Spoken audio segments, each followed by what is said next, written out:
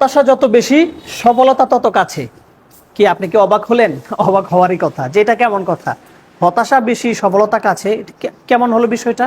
তো সেই বিষয়টা দেখার জন্য, বোঝার জন্য আপনি আমার সাথে এই যে চার্টটা আছে, সিম্পলি 2 মিনিট লাগবে, একটু বোঝার চেষ্টা করুন। দেখুন, আপনি যখন একটি কাজকে শুরু করেন, একটা বিজনেস হোক বা যে কোনো একটা কাজকে ফোকাস করে কাজটা আপনি শুরু করেন, দেখেন স্টার্টিং ওয়ার্ক, যখন আপনি কাজটা শুরু করেছেন, এখানে হচ্ছে কাজের শুরু, আর এখানে হচ্ছে আপনার সফলতা। অর্থাৎ এখান থেকে আপনাকে এখানে আসতে হবে। তো দেখেন, আপনি যখন কাজটা শুরু করেছিলেন তখন কিন্তু আপনার প্রচুর আশা ছিল, আশা, উদ্যম, অনেক ভরসা, সবকিছু নিয়ে কিন্তু আপনি কাজটি শুরু করেছিলেন। তখন কিন্তু আপনার কোনো ক্লান্তি ছিল না, হতাশাও ছিল না, ঠিক আছে?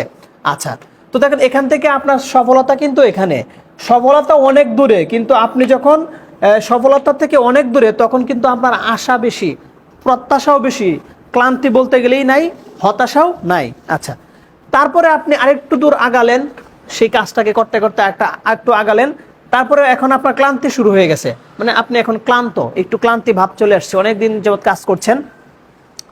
তারপরে আরেকটু কাজ করতে করতে আপনার এখন হতাশা শুরু হয়েছে, যে একটা কাজ করতে করতে যদি আপনি কাজের ফিডব্যাক না পান, এটার থেকে আপনি কোনো আউটপুট না পান, তখন স্বাভাবিকভাবে এখানে হতাশা আপনার আসবে। হতাশা শুরু হলো, কিন্তু আপনি কাজটা কিন্তু ছাড়েন নাই।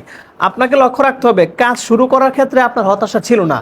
এখন সফলতার যত কাছে আপনি যাচ্ছেন, তখন আপনার হতাশা শুরু হয়ে গিয়েছে। এতটুকু যাওয়ার পরে আপনি কাজটি কিন্তু ছাড়েন নাই, আপনি আরেকটু কাজ করতেই আছেন।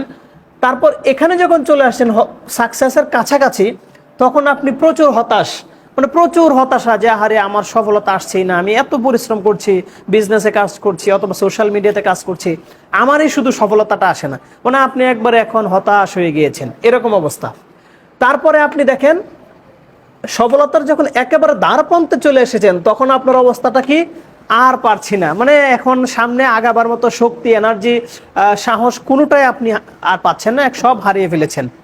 কিন্তু আপনি দেখেন, আপনি যখন কাজটা শুরু করেছিলেন তখন সফলতা থেকে অনেক দূরে, তখন আপনার মধ্যে আশা ছিল, আপনি কিন্তু একেবারে হতাশ ছিলেন না, আর পারছি না এমন মনোভাব ছিল না। কাজ করতে করতে করতে করতে যখন আপনি প্রচুর হতাশ, আর পারছেন না, তখন কিন্তু আপনি সফলতার একেবারে কাছে।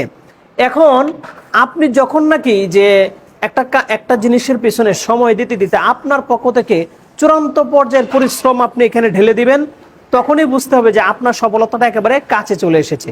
সফলতা না পাওয়া পর্যন্ত যদি আপনি এখান থেকে ব্যাক করে চলে আসেন, কথার কথা আপনার সফলতা এখানে, শুরু করেছেন এখান থেকে, এখন সম্পূর্ণ বিষয়টা আপনার যারা শ্রোতা অডিয়েন্স আছে তারা দেখতে পাচ্ছে।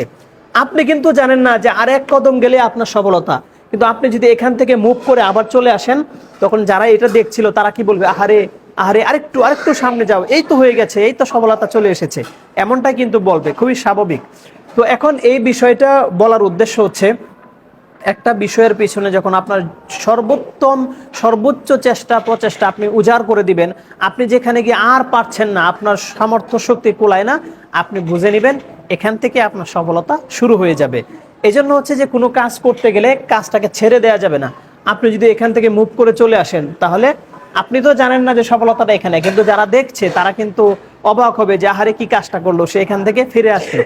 তো এই জন্য আমি বলেছি, আপনি যখন কাজ করতে করতে একেবারে চূড়ান্ত পর্যায়ের হতাশায় চলে যাবেন, তখনই বুঝবেন যে আর এক কদম দিলে আপনার সফলতা, মানে সাকসেসের কাছে আপনি চলে এসেছিলেন। তো the moral of the class is, আমরা যত বেশি হতাশা হব, একটা কাজকে ফোকাস করে যত বেশি এগিয়ে যাব, 2 বছর, 4 বছর, 5 বছর, 7 বছর, যখন আপনি চূড়ান্ত পর্যায়ের হতাশ হয়ে যাবেন, তখনই বুঝবেন যে আপনার পক্ষ থেকে সর্বোচ্চ শক্তি দেওয়া হয়ে গিয়েছে। এখন আল্লাহ পাকের মদত আসবে, আল্লাহর পক্ষ থেকে আপনার জন্য রিওয়ার্ড আসবে। তাহলে আমরা যেন যে কোনো একটা কাজ শুরু করলে কাজটা না ছেড়ে দেই, এবং নিজের পক্ষ থেকে প্রচেষ্টা শেষ হয়ে যাওয়ার পরে আল্লাহর কাছে দোয়া করা, আল্লাহ পাক অবশ্যই আপনাকে আমাকে সফলতার দ্বার প্রান্তে পৌঁছে দিবেন। এই জন্য বলেছি, হতাশা যত বেশি, সফলতা তত কাছে। যদি আমার এই বিষয়টা আপনাদের ভালো লাগে, শেয়ার করে রাখতে পারেন, বন্ধু বান্ধবদের সাথে শেয়ার করতে পারেন, তারা হয়তো এটা তারা উপকৃত হবে। এবং আমার যে একটি ফেসবুক পেজ আছে, FB page 3L.by Ashraful Islam, যে পেজে আপনারা ভিডিওটি দেখছেন আর কি, পেজে ফলো দিয়ে রাখুন। এরকম আরও অনেক সুন্দর সুন্দর বিষয় আপনাদের সামনে আমি নিত্য নতুনভাবে পেশ করার চেষ্টা করে যাব। সকলে ভালো থাকবেন, সুস্থ থাকবেন। আসসালামু আলাইকুম ওয়া রাহমাতুল্লাহি ওয়া বারাকাতুহু।